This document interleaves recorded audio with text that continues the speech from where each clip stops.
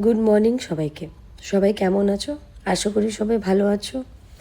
আচ্ছা, আমিও মোটামুটি ভালোই আছি, কারণ প্রচণ্ড ঠান্ডা লেগেছে, খুব শরীর খারাপ, জ্বর। তার মধ্যেও আমার সবথেকে প্রধান কাজ ছিল শিফটিং করা।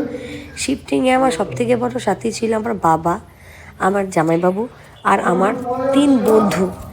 3 বন্ধুর কথা যত কম বলবো যেন ততই কম বলা হবে।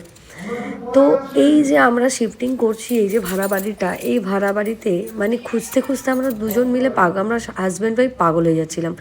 কারণ এত মানে প্রেশার ছিল, একদিকে জব, একদিকে দুবারই ম্যানেজ করা, তার সঙ্গে ভাড়া বাড়ি খোঁজা।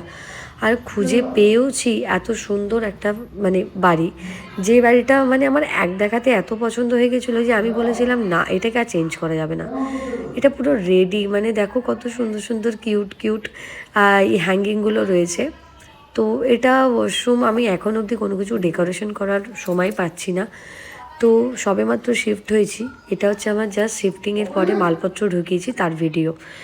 তো মোটামুটি একদিনেই রান্না টান্না করা হয়েছিল, ওই জাস্ট ডিম ঝোল ভাত করে নিয়েছিলাম সবাই মিলে খাওয়া দাওয়া করার জন্য। কালকে থেকে আমার নতুন জার্নি শুরু হবে।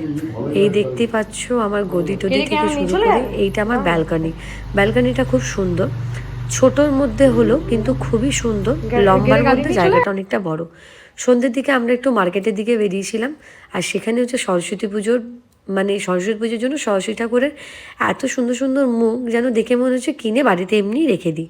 আর তার সঙ্গে মন খারাপও ছিল যে আমার বড় ননদ চলে যাচ্ছিল। গুড নাইট সবাইকে।